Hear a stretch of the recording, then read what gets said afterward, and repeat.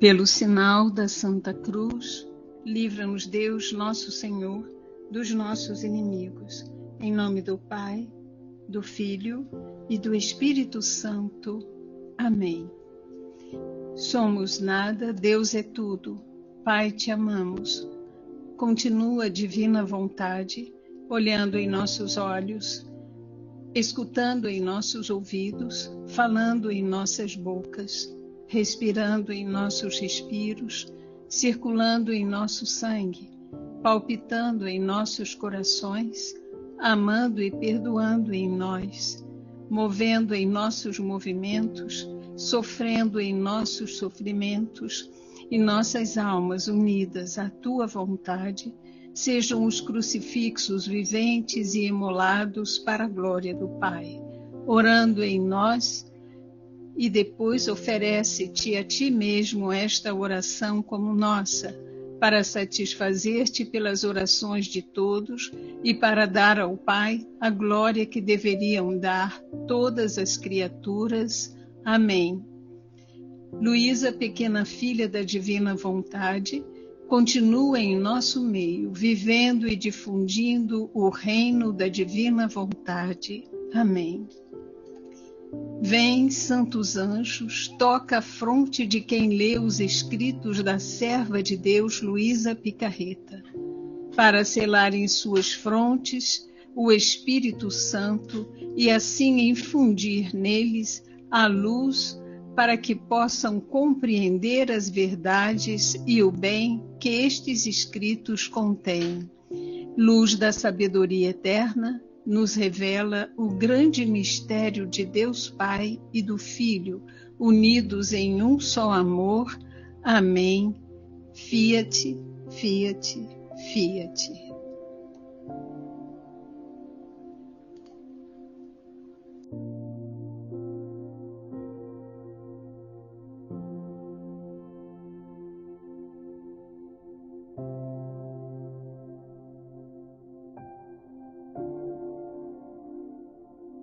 Agora vamos ao livro 11.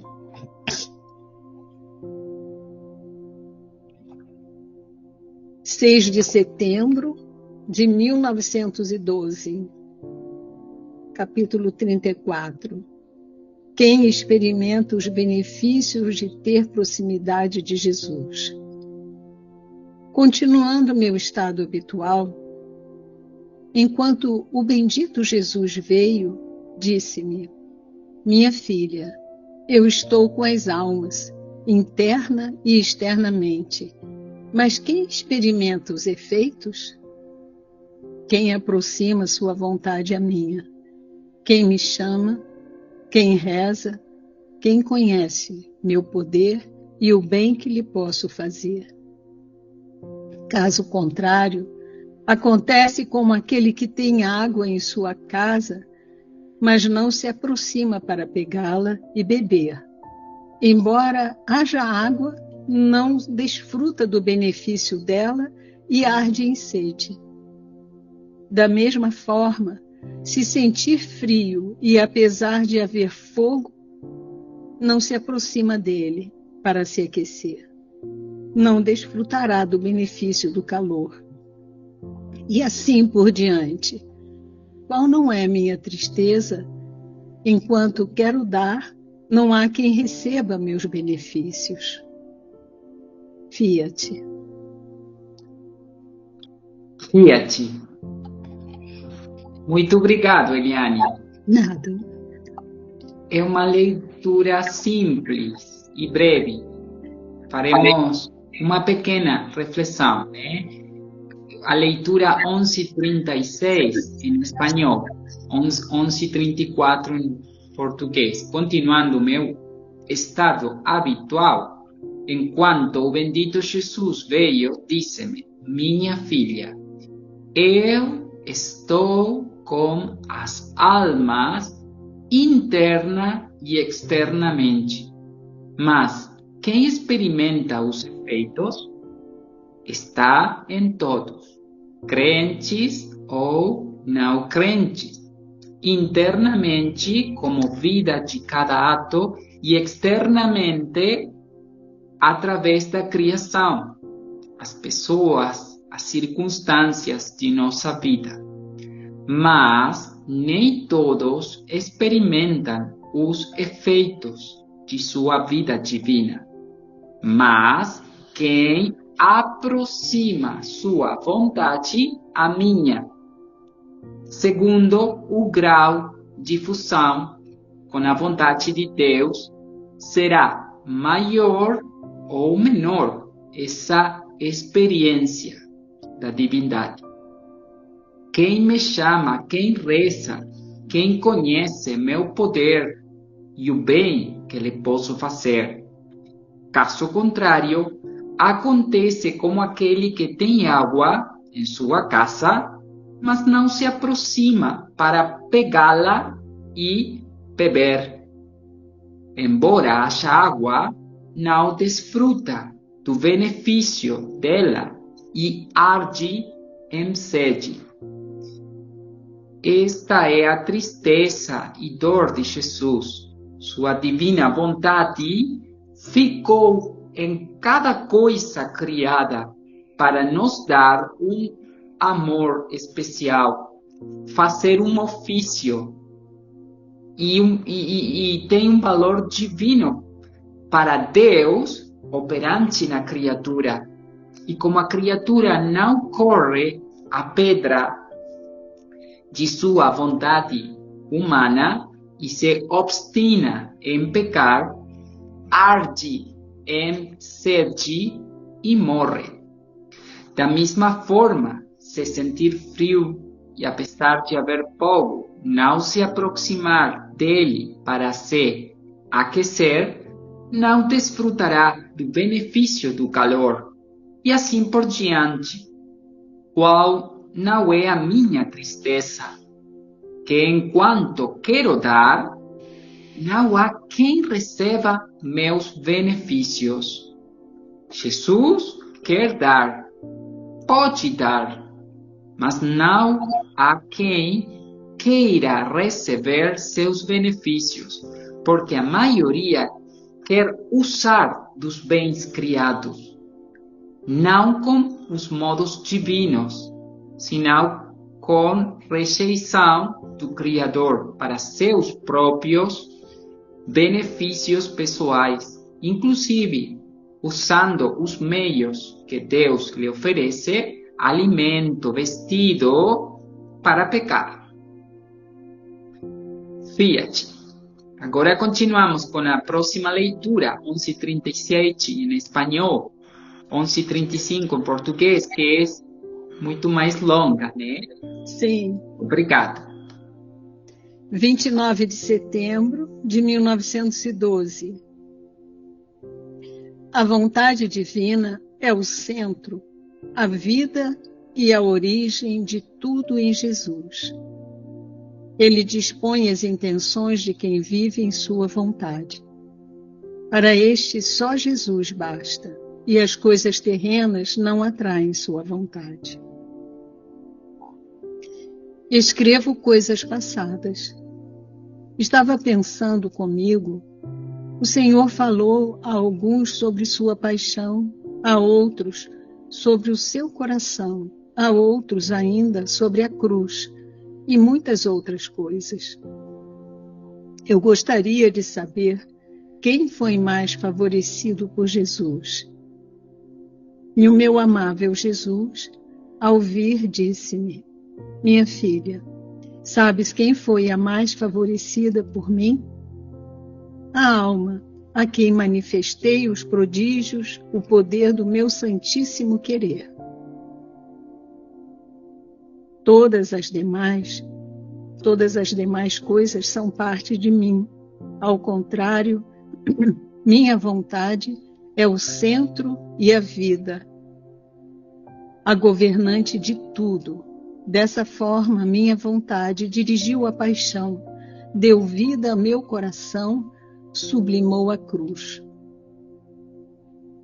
A minha vontade compreende tudo, engloba tudo e dá efeito a tudo. Assim, minha vontade é maior do que tudo. Consequentemente, a quem tenho falado de meu querer, esta tem sido a mais favorecida de todos.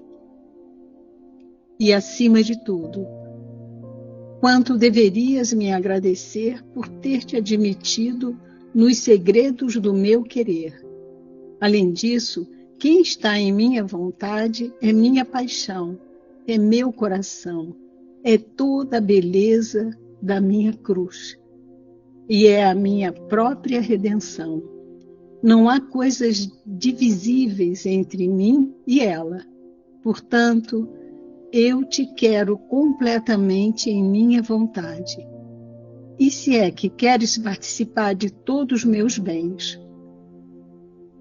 Outra vez, eu estava pensando como seria melhor oferecer nossas ações, orações, etc. Se como reparação, como adoração, etc. E meu sempre benigno Jesus me disse: minha filha, quem está em minha vontade e faz suas coisas porque eu quero, não é necessário que ela disponha suas intenções. Estando em minha vontade, conforme trabalha, reza, sofre, então eu mesmo as disponho como mais me agrada. E me agrada a reparação, tomo-as para a reparação. Agrada-me o amor, tomo-as como amor. Sendo eu o mestre, faço com ela o que quero. Não é assim com quem não está em minha vontade? Eles dispõem e eu fico à mercê deles. Outro dia, tendo lido em um livro de uma santa, que de início quase não tinha necessidade de alimento e depois tinha que comer muitas vezes, e era tanta necessidade que chegava a chorar se nada lhe davam. Eu fiquei preocupada, meditando em meu estado, porque antes tomava pouquíssimo alimento e era obrigada a devolvê-lo. Mas agora tomo mais e não o devolvo. E dizia a mim mesma: Jesus bendito, como é isso? Isto para mim é como falta de mortificação. Minha maldade me leva a essas misérias. E o bendito Jesus, ao vir, disse-me: minha filha, queres saber por quê? Eis-me aqui para te contentar. Primeiro, para tornar a alma toda minha, para esvaziá-la de toda a sensibilidade e colocar nela tudo o que é celestial, divino, a desapego até mesmo da necessidade do alimento, de modo a quase não precisar dele. Por isso, encontrando-se nessas condições, toca com a mão que só Jesus lhe basta, que nada mais lhe é necessário, e a alma se eleva ao alto, despreza tudo, não se preocupa com nada, sua vida é celestial. Depois de tê-la estabelecido bem, por anos e anos, não tendo eu mais temor de que a sensibilidade traga a sombra das impressões, porque depois de ter provado do celestial, é quase impossível que a alma prove das coisas terrenas, que nada mais são do que lama e lodo. Então, eu a restituo à vida cotidiana, porque quero que meus filhos tomem parte nas coisas criadas por mim, por amor deles, segundo minha vontade, não segundo a deles. E é só por amor destes filhos que sou obrigado a nutrir os outros. Não só isto, senão que é para mim a mais bela reparação por todos aqueles que não usam das coisas naturais segundo a minha vontade. Ver estes filhos celestiais tomarem as coisas necessárias com sacrifício, com desapego e de acordo com a minha vontade. Como queres dizer que é por isso que há maldade em ti? De modo algum. Que mal há em tomar um pouco mais ou menos do que apenas uma coisa terrena em minha vontade? Nada, nada. Na minha vontade, nada pode haver de mal, senão sempre bem, até nas coisas mais indiferentes. Fiat. Fiat. Obrigado. Nada. Luísa começa dizendo: escrevo coisas passadas. Neste capítulo, resumirá ensinamentos importantes que recebeu em diferentes momentos de sua vida. Estava pensando comigo. O Senhor falou a alguns sobre sua paixão. Exemplo, Santa Gemma Galgani, Catarina Emmerich, vários místicos. A outros sobre o seu coração, Santa Margarida, Maria de Alacoque. A outros ainda sobre a cruz, São Paulo da Santa Cruz, e muitas outras coisas. Eu gostaria de saber quem foi mais favorecida, mais em italiano, preferida, em espanhol também, por Jesus. Pergunta curiosa de Luísa. Se Jesus a suscita é porque quer ensinar-nos a diferença entre a santidade humana, anterior a Luísa, e a santidade divina. E o meu amável Jesus, ao ouvir, disse-me: minha filha, sabes quem foi a mais preferida por mim? A alma a qual manifestei os prodígios, o poder do meu santíssimo querer. Todas as demais coisas são parte de mim.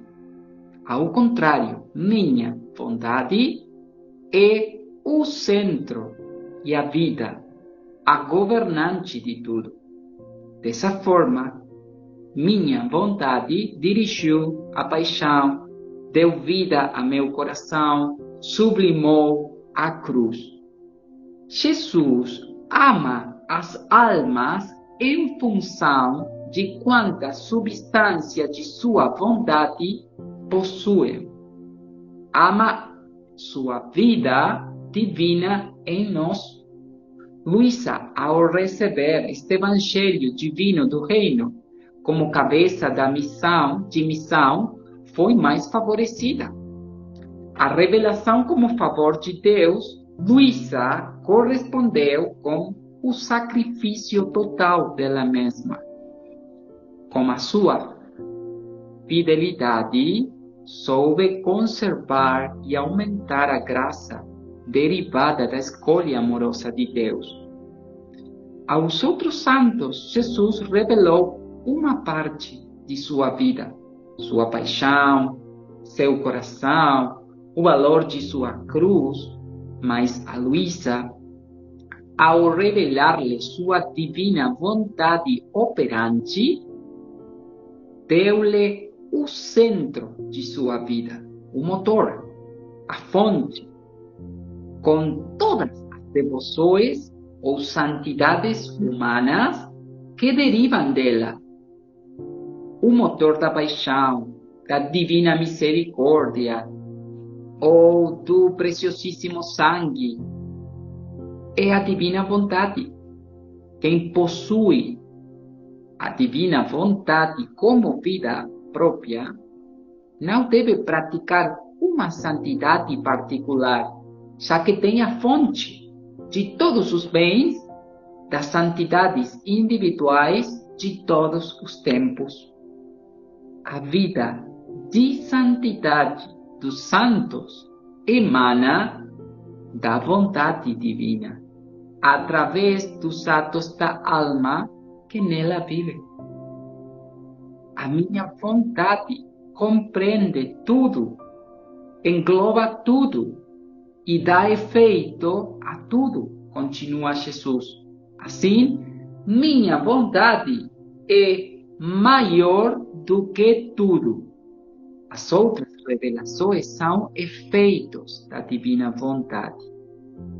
Aqui podemos possuir a causa. Consequentemente, a quem tenho falado do meu querer, tem sido a mais favorecida de todos e acima de tudo. Quanto deverias me agradecer por ter te admitido nos segredos do meu querer? Como não podemos agradecer humanamente a Jesus nos ter chamado a conhecer sua divina vontade, fundidos na divina vontade, tomamos a sua ação perfeita, divina, de graças. O agradecimento também de nossa rainha, nossa mãe, Maria Santíssima e Luísa, e as damos como nossas. Além disso, continua, quem está em minha vontade é minha paixão, é meu coração, é toda a beleza da minha cruz e é minha própria redenção. Não há coisas divisíveis entre mim e ela. Portanto, eu te quero completamente em minha vontade. Aqui, na divina vontade, né? Se é que queres participar de todos meus bens. Por isso, fundidos na divina vontade, participamos de todas suas obras e bens, criação, redenção, santificação, também do Adi Intra. A alma possui a paixão, a cruz, o Sacratíssimo Coração trespassado de Jesus e todas as devoções ao longo da história e pode oferecê-las como próprias a Jesus. Sua paixão está atuada agora pela divina vontade através da criatura renovada. E Jesus a recebe como nova desde ela. Os méritos da redenção são da criatura. Agora pode amar com um te amo que tem a medida da obra da redenção. Outras vezes, outra vez, estava pensando como seria melhor oferecer nossas ações, orações, se como reparação, como adoração, e assim por diante. E meu sempre benigno Jesus me disse: minha filha, quem está em minha vontade e faz suas coisas porque eu quero, não é necessário que ela disponha suas intenções. Estando em minha vontade, conforme trabalha, reza, sofre, então eu mesmo a disponho como mais me agrada. Me agrada a reparação? Tomo-as por reparação. Agrada-me o amor? Tomo-as como amor.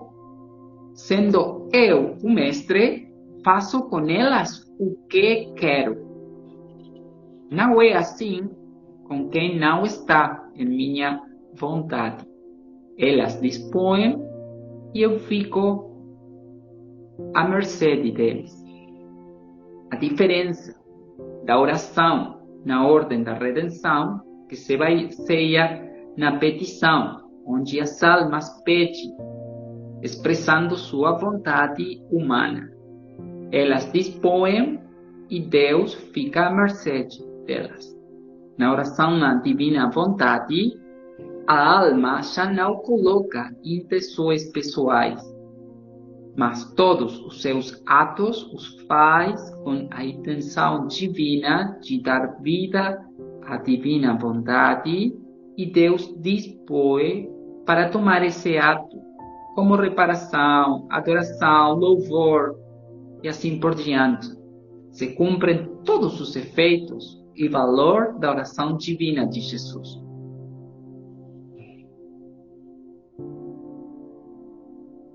Contém tudo, né? Outro dia, tendo lido em meu livro de uma santa que de início quase não tinha necessidade de alimento e depois tinha que comer muitas vezes, eu fiquei preocupada, meditando em meu estado, porque antes tomava pouquíssimo alimento e era obrigada a devolvê-lo. Mas agora tomo mais e não o devolvo. Sinal de que Luísa comia por períodos. Não como dizem alguns biógrafos. E dizia a mim mesma: Jesus bendito, como é isso? Isto para mim é como falta de mortificação. E o bendito Jesus lhe disse: minha filha, queres saber por quê?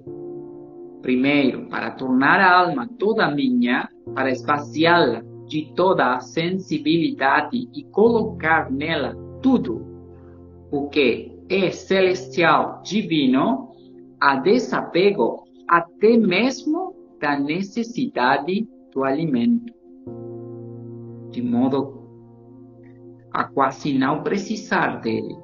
Por isso, encontrando-se nestas condições, toca com a mão que só Jesus lhe basta, que nada lhe é necessário, mas nada mais que Jesus. E a alma se leva ao alto, despreza tudo, não se preocupa com nada, sua vida é celestial. Depois de tê-la estabelecido bem por anos e anos, não tendo eu mais temor de que a sensibilidade traga a sombra das impressões, porque depois de ter provado do celestial e quase impossível que a alma prove das coisas terrenas, que nada mais são do que lama e lodo. Então eu a restituo à vida cotidiana, porque quero que meus filhos tomem parte nas coisas criadas por mim, por amor deles, segundo minha vontade, não segundo a deles. E é só por amor destes filhos que sou obrigado a nutrir os outros. Interessante. O modo de agir de Jesus é desapegar primeiro a alma de tudo, também da necessidade de comer, para lhe ensinar que só Ele basta. E uma vez assegurado, Jesus quer que a alma veja que as coisas terrenas são lama e não tendo temor, que a sensibilidade, sentido do gosto, traga sombra de impressões, restitui a ação de comer da vida cotidiana. Agora sabe que a alma tomará o alimento por amor a Jesus, de acordo com sua vontade.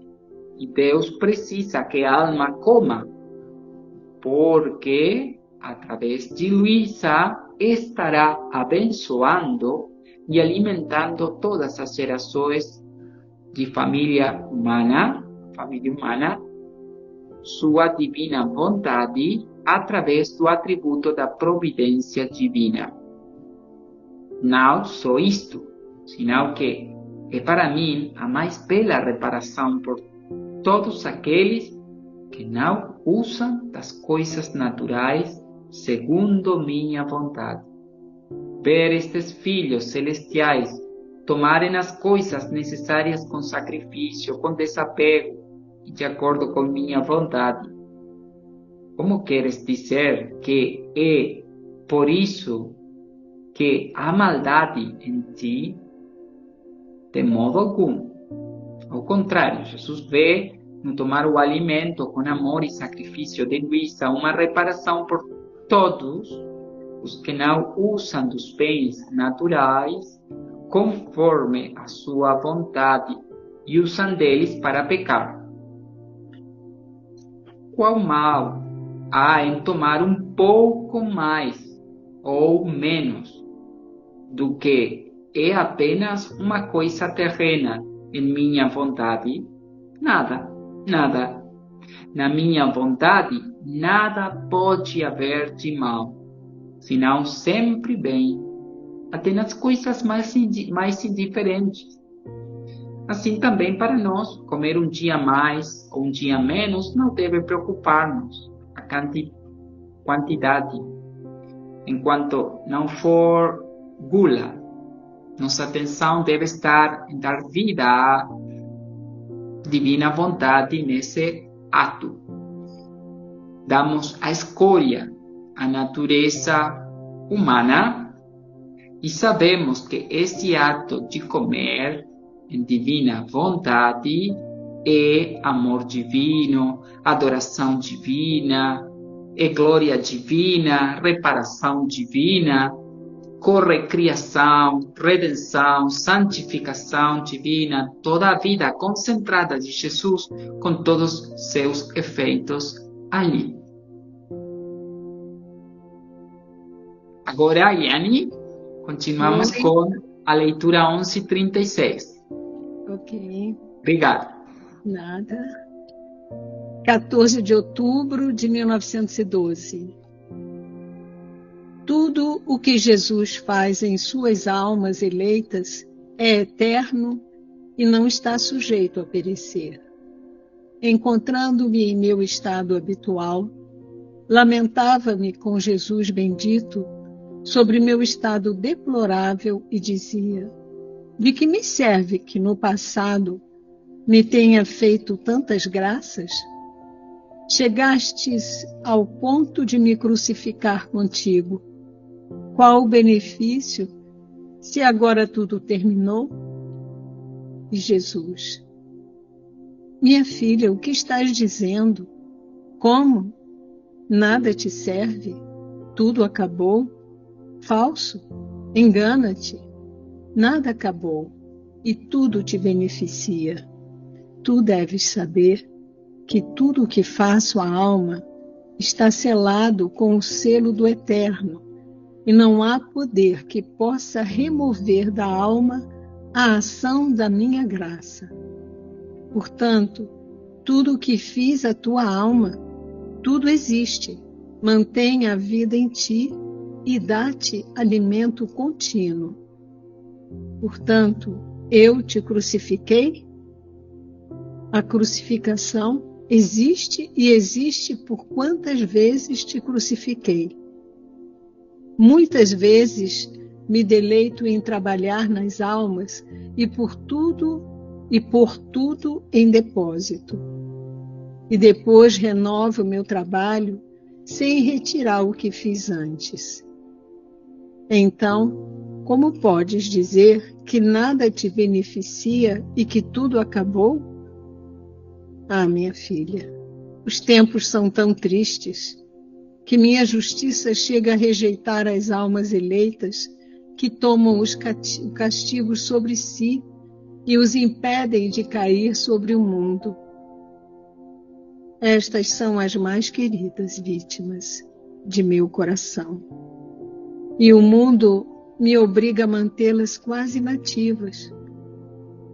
Mas não há inatividade nelas, porque estando em minha vontade, embora pareça que nada fazem, tudo fazem. Aliás, abraçam o imenso, o eterno. Só que o mundo, por sua maldade, não desfruta de todos os seus efeitos. Fiat. Fiat. Muito obrigado. 11:36, 38. encontrando-me em meu estado habitual, lamentava-me com Jesus bendito sobre meu estado deplorável e dizia: de que me serve que no passado me tinha feito tantas graças? Chegastes ao ponto de me crucificar contigo. Qual é o benefício? Se agora tudo terminou. Luísa lamenta sobre seu estado deplorável, põe o olhar sobre ela mesma e pergunta a Jesus que serviu no passado haver-lhe concedido tantas graças, inclusive de crucificá-la como a uma vítima, se no presente todos esses dons terminaram. Esse pensamento sobre o modo de agir de Deus na alma é uma interpretação humana. E Jesus: minha filha, o que estás dizendo? Como? Nada te serve? Tudo acabou? Falso? Engana-te. Nada acabou. E tudo te beneficia. Luís está continuando a vida de Jesus e todas as suas ações passadas ficarão em ato. Tu deves saber que tudo o que faço a alma está selado com o selo do Eterno e não há poder que possa remover da alma a ação da minha graça. Todos os seus atos são eternos, irremovíveis. Nenhum poder humano pode destruí-los. Inclusive os atos em divina vontade realizados embora nós não saiamos dela, não se perdem. Ou quando adiamos a Jesus operando por modos humanos e não divinos como Ele quer. Esses atos divinos que fizemos farão força que ingressemos novamente. Não desanimemos. Portanto, tudo que fiz a tua alma, tudo existe. Mantém a vida em ti e dá-te alimento contínuo. Portanto, eu te crucifiquei. A crucificação existe. E existe por quantas vezes te crucifiquei. A divina vontade deposita o obrar da criatura nela. Leva conta de todos os atos da criatura. Sua onividência os tem como presentes, pois cada um são vidas divinas que ela mesma formou. Catecismo número 600. A Deus todos os momentos do tempo estão presentes na sua atualidade. Apocalipse 1:8.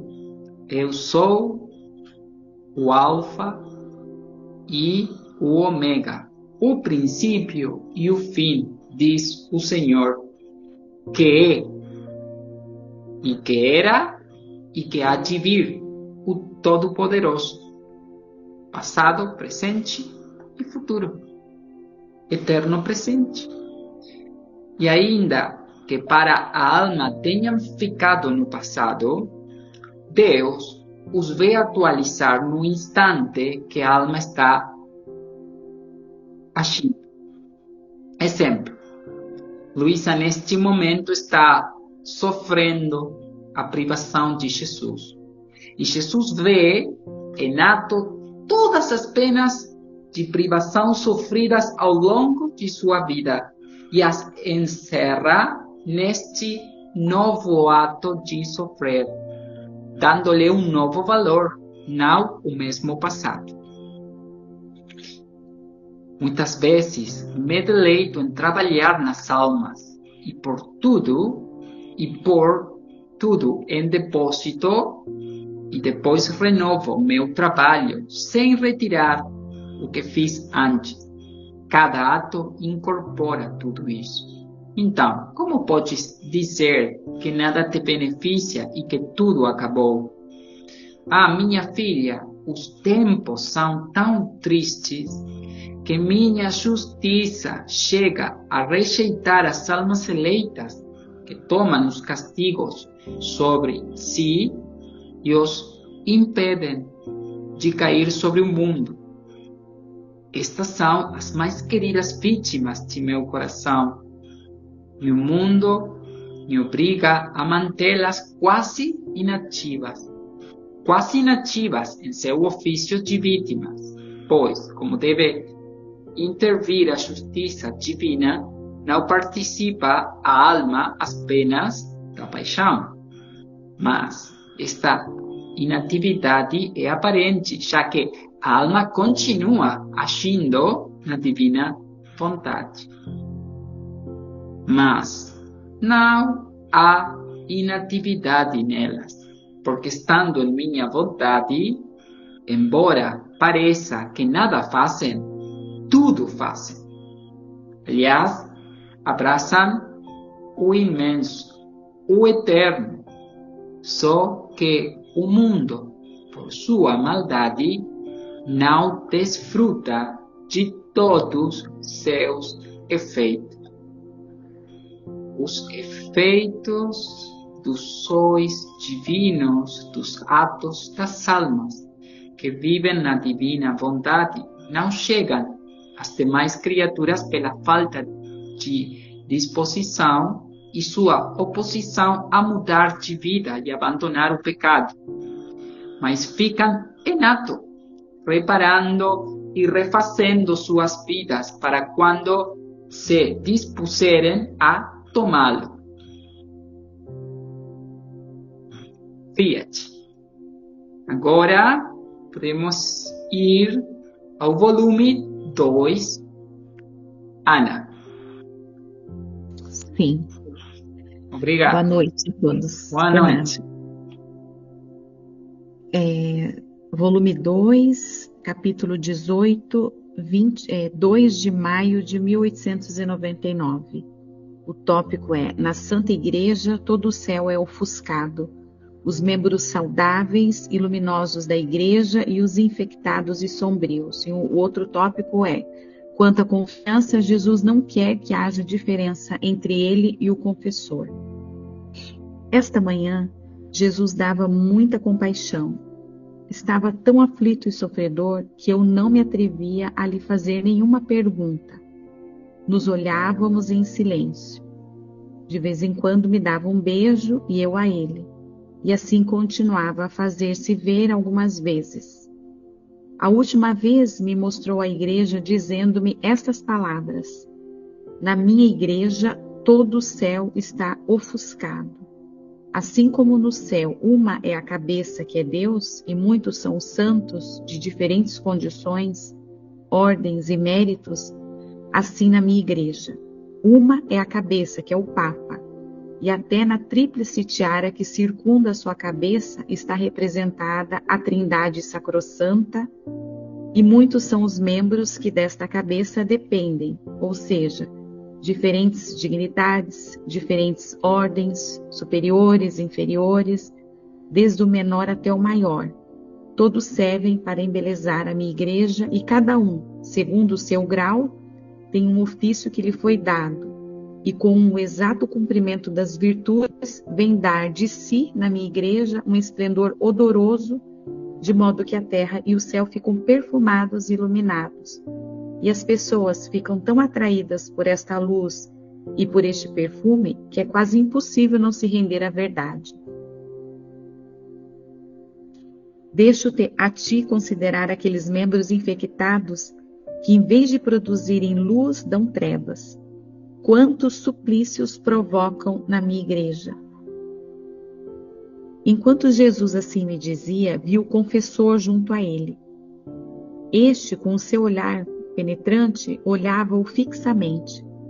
Depois, dirigindo-se a mim, disse-me: quero que tenhas plena confiança no confessor, mesmo nas mínimas coisas, tanto que entre mim e ele não deve haver diferença alguma, porque na medida de tua confiança e da fé que deres às suas palavras, assim eu concorrerei. No momento em que Jesus dizia estas palavras, lembrei-me de certas tentações do demônio que haviam produzido em mim um pouco de desconfiança. Mas Jesus, com seu olho vigilante, de imediato me tomou novamente junto a si, e nesse mesmo instante senti-me remover essa desconfiança. Seja sempre bendito o Senhor, que tem tanto cuidado desta alma tão miserável e pecadora. Fiat. Fiat.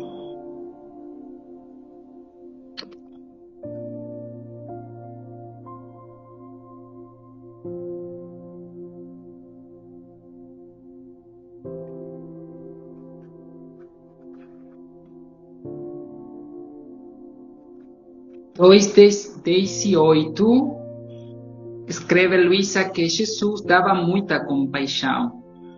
Estava aflito e sofredor.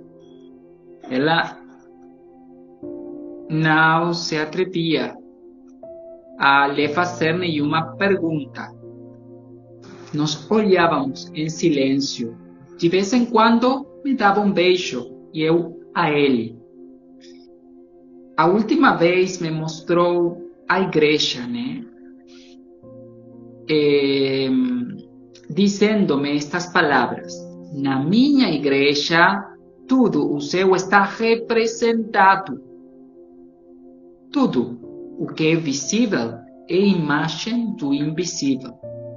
Assim como Jesus é imagem perfeita do Pai, a igreja é imagem do Filho. O catecismo ensina que a igreja é corpo, esposa de Cristo, templo do Espírito Santo. 803. Vós sois a geração eleita, sacerdócio real, nação santa, povo adquirido. 807. A igreja é este corpo, cuja cabeça é Cristo. Ela vive dele, nele, fusão, e para ele. E ele vive com ela e nela. 808. A igreja é a esposa de Cristo. Ele amou-a e entregou-se por ela. Purificou-a pelo seu sangue. Fez dela a mais fecunda de todos os filhos de Deus. 809. A igreja é o templo do Espírito Santo. O Espírito é como a alma do corpo místico, princípio da sua vida, da unidade na diversidade e da riqueza dos seus dons e carisma. Assim como no céu, uma é a cabeça, que é Deus, e muitos são os santos de diferentes condições, ordens e méritos no céu. Nem todos os santos têm o mesmo grau de vida divina, mas todos a possuem em plenitude, conforme a sua capacidade e em união com a divina vontade que alcançaram desde a terra. Assim, na minha igreja, uma é a cabeça, que é o Papa, e até na tríplice tiara que circunda a sua cabeça está representada a Trindade Sacrosanta. E muitos são os membros que desta cabeça dependem. Todos servem para embelezar minha igreja. E cada um, segundo o seu grau, tem um ofício que lhe foi dado. E com o exato cumprimento das virtudes, vem dar de si, na minha igreja, um esplendor odoroso. De modo que a terra e o céu ficam perfumados e iluminados. E as pessoas ficam tão atraídas por esta luz e por este perfume que é quase impossível não se render à verdade. Que bonito. A igreja há uma estrutura piramidal, o vigário de Cristo, o Papa como cabeça e os diferentes membros que dependem dela. Cada um segundo o seu ofício e missão, desenvolvendo a vida de Jesus e iluminando com perfume de Cristo as realidades terrenas, contribuindo para a glória e riqueza do único corpo místico de Cristo, leigos, consagrados, ordens religiosas, sacerdotes, bispos. Esta estrutura é vontade de Deus e não pode ser modificada pela vontade dos homens. Como diz Jesus Cristo, todos servem para embelezar a minha igreja. E cada um, segundo o seu grau, tem um ofício que lhe foi dado. Quando cada membro cumpre seu ofício e vida destinado por Deus, vem dar de si, na minha igreja, esplendor odoroso, de modo que a terra e o céu ficam perfumados, iluminados, e as pessoas ficam tão atraídas por esta luz e por este perfume. Na igreja em divina vontade, o perfume e a luz de suas ações da vida divina de Jesus, repetida em cada membro, chega ao céu, para a glória acidental dos santos, ao purgatório como sufrágio, libertação e alívio das almas, e à terra, para a conversão das almas que se encontram em seitas ou separadas da unidade católica. A conversão das almas da terra depende da verdadeira vida em Cristo dos batizados da igreja. Mateus 5:13. Vocês são o sal da terra. Mas se o sal perder o seu sabor, como restaurá-lo? Não servirá para nada, exceto para ser jogado fora e pisado pelos homens. Deixo-te a ti considerar aqueles membros infectados, que em vez de produzirem luz, dão trevas. Quantos suplícios provocam na minha igreja? A igreja é santa, por sua cabeça, mas também pecadora por seus membros. O pecado não pode impedir que a igreja seja santa, mas pode impedir que seja tão santa como deveria. Dizia Santo Ambrósio: não é nela, mas em nós é ferida a igreja. Vigiemos, pois, para que a nossa falta não constitua uma ferida para a igreja. 782 do Catecismo. A identidade deste povo é a dignidade e a liberdade dos filhos de Deus, em cujos corações o Espírito Santo habita como um templo. Quanto entristece o Espírito e atualiza na paixão de Jesus estes membros infectados da igreja que fala Jesus. Por isso, Jesus, nosso Senhor, está purificando seu corpo místico do pecado, para que reine a santidade divina nela, com o dom da divina vontade operante na criatura, para que reine na igreja. Porque bem sabeis isto, que nenhum devasso, ou impuro, ou avarento, ou qual é idólatra, tem herança no reino de Cristo e de Deus. Ninguém vos engane com palavras falsas, porque por estas coisas vem a ira de Deus sobre os filhos da desobediência. Portanto, não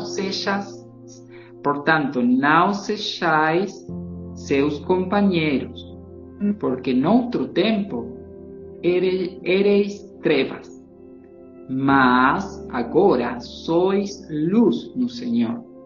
Andai como filhos da luz. Efésios 5, 5 até 8. Enquanto Jesus assim me dizia, continua Luísa, vi o confessor junto a ele. Este, com seu olhar penetrante, olhava-o fixamente. Depois lhe disse: quero que tenhas plena confiança no confessor, mesmo nas mínimas coisas, tanto que entre mim e ele não deve haver diferença alguma, porque na medida de tua confiança e da fé que deres às suas palavras, assim eu concorrerei. Importante, Luísa deve ver Jesus em seu confessor, e o mesmo amor e confiança que tem para abrir seu interior para ele, deve tê-lo para o sacerdote. Luísa deve acreditar que a divina vontade a guiará através do caminho da obediência. É fundamental que a missão da Luísa, que nos traz o dom da santidade original, passe pela autoridade da igreja através do sacerdócio. No momento que Jesus dizia estas palavras, lembrei-me de certas tentações do demônio que haviam produzido em mim um pouco de desconfiança. Mas Jesus me tomou novamente junto a si, e nesse mesmo instante senti-me a remover essa desconfiança. Quando Luísa se prepara para cumprir o pedido de Jesus, desaparecem as tentações de desconfiança. Para com o sacerdote, deixemos que Jesus nos leve nos braços e nos conduza através dos seus filhos prediletos, sem conceber preconceitos para com eles, mas com a confiança de uma criança que se deixa conduzir, e vamos abandonados na vontade de Deus. Tudo o que disponha por meio das criaturas sacerdotes ou Ele mesmo servirá para nos conduzir a este estado sublime. Agora, a última leitura de hoje, Ana, 2:19. Sim. Obrigado. 6 de maio, por nada. 6 de maio de 1899. Luísa está cercada por muitos anjos e Jesus mostra a eles o quanto ela é querida por ele. Ela o reconheceu somente pela respiração. Esta manhã, pouco se fez ver Jesus. Minha mente estava tão confusa que quase não compreendia a perda dele. Naquele momento me senti circundada de muitos espíritos, talvez fossem anjos, mas não sei dizê-lo com segurança. Enquanto me encontrava no meio deles, de vez em quando me punha a indagar, pois quem sabe, talvez pudesse sentir o hálito do meu amado, mas não importava o quanto fizesse, não observava nada que indicasse que ali estava meu amado bem. Quando de repente por trás senti vir um sopro doce, de súbito gritei: Jesus, meu Senhor. Ele respondeu: Luísa, o que queres? Jesus, meu lindo, vem, não fique por trás dos meus ombros, porque não posso te ver. Estive toda esta manhã te esperando e investigando se talvez tivesse podido te ver no meio desses espíritos angélicos que rodeavam a cama, mas não tive êxito, por isso me sinto muito cansada, porque sem ti não posso encontrar repouso. Vem para repousarmos juntos. Assim Jesus se pôs junto a mim e me sustentava a cabeça. Aqueles espíritos disseram: Senhor, como ela te conheceu imediatamente, não pela voz, mas ainda por menos, pelo mero sopro, imediatamente te chamou. Jesus respondeu-lhes: Ela conhece a mim e eu conheço a ela. Ela é-me tão querida como me é querida a pupila dos meus olhos. Enquanto assim dizia, encontrei-me nos olhos de Jesus. Quem pode dizer o que senti estando naqueles olhos puríssimos? É impossível expressá-lo com palavras. Os próprios anjos ficaram surpreendidos. Fiat. Fiat. Esta manhã pouco se fez ver Jesus. Estava tão confusa que quase não compreendia a perda dele. Naquele momento me senti circundada de muitos espíritos. Talvez fossem anjos, mas não sei dizê-lo com segurança. Escreve. Encontrava no meio deles, de vez em quando me punha a indagar, pois quem sabe, talvez pudesse sentir o hálito do meu amado. Não observava nada que indicasse que ali estava meu amado bem. Luísa, circundada de anjos, pôs-se a indagar para ver se encontra Jesus no meio deles. Quando de repente, por trás, senti vir um sopro doce. De súbito gritei: Jesus, meu Senhor! Ele respondeu: Luísa, o que queres? Luísa, sem vê-lo, pelo único sopro doce que vem por atrás, o reconhece e grita subitamente. Señal da intimidade que Luísa tem com Jesus. Ao viver os dois mesma vida divina, a alma sabe descobrir em qualquer circunstância a divina vontade que vem oculta para revelar-se para ela. Pede-lhe que não fique atrás dos ombros. Jesus, meu lindo, vem, não fiques por trás dos meus ombros, porque não posso te ver. Esteve esta manhã te esperando, investigando se talvez tivesse podido te ver no meio desses espíritos angélicos que rodeavam a cama, mas não tive êxito. Por isso me sinto muito cansado, porque sem ti não posso encontrar repouso. Assim Jesus se pôs junto a mim e me sustentava a cabeça. Os anjos ficam surpreendidos com a prontidão de Luísa para reconhecê-lo pelo mero sopro e o dizem a Jesus, sinal de que não só estão atentos a contemplar a Deus no céu, senão que a divina vontade está operando na alma que vive nela. Os anjos estão atentos para guardar cada ato que fazemos na vontade divina. Os atos contínuos servem de glória acidental nova e alimento para nosso anjo da guarda, que os levam gozosos ante o trono celestial. Aqueles espíritos disseram: Senhor, como ela te conheceu imediatamente, não pela voz, mas ainda, por menos, pelo mero sopro, imediatamente te chamou.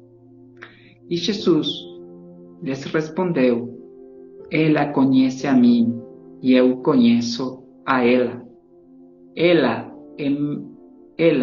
é-me tão querida como me é querida a pupila dos meus olhos. Enquanto assim dizia, encontrei-me nos olhos de Jesus. Quem pode dizer o que senti estando naqueles olhos puríssimos? Jesus diz: ela me conhece a mim. Aqui. Jesus diz: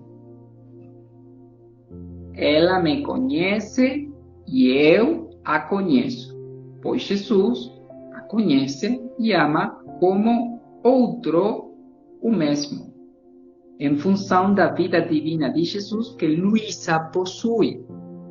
E lhe é tão querida como a pupila de seus olhos.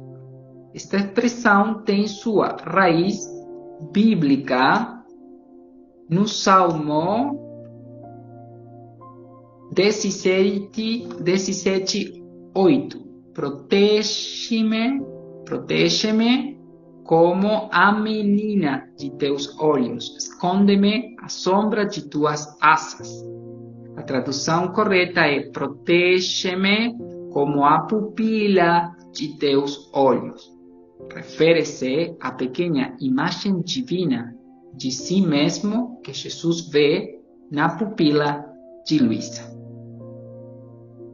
Fiat. Deixamos aqui, colocamos ponto final por hoje. Obrigado. Vamos à bênção então. Em nome do Pai, do Filho e do Espírito Santo. Amém. Quero abençoar-te com a mesma bênção com que Jesus abençoou sua Mãe Santíssima antes de começar sua paixão. Portanto, por mediação e intercessão da Santíssima e sempre Virgem Maria, Mãe e Rainha da Divina Vontade, abençoo-te para imprimir em ti o triplo selo das três pessoas divinas, para que ressurjas do teu decaimento e vivas no divino querer. Esta bênção, em nome do Pai, comunique e imprime na tua vontade a sua potência, fazendo de novo soberana de tudo. Em nome do Filho, comunique e imprime na tua inteligência a sua sabedoria. Em nome do Espírito Santo, comunique e imprime na tua memória o seu amor. Que as forças da alma e do corpo voltem a ti. Que sejas curado de toda a doença espiritual e corporal. E a tua alma receba a riqueza e a beleza de tudo bem e virtude. E para te rodear em defesa contra o demônio, o mundo e a carne, com Jesus abençoou todas as coisas que ele criou, para que tu as recebas abençoada por ele. Abençoo-te a luz, o ar, a água, o fogo, o alimento, tudo para que fique submerso e coberto com estas bênçãos. Junto com Jesus, abençoa o teu coração, a mente, os olhos, os ouvidos, o nariz, a boca, as mãos e os pés, o corpo, as entranhas, a respiração, todo o movimento. Abençoa-te para ajudar, abençoa-te para te defender, abençoa-te para te perdoar, abençoa-te para te libertar de todo mal, abençoa-te para consolar, abençoa-te que sejas santo. Abençoa-te, portanto, em nome do Pai, do Filho, do Espírito Santo. Amém. A alegria de Cristo ressuscitado seja de vossa força, permanecer em paz e o Senhor nos acompanhe. Uma ótima semana a todos. Graças a Deus.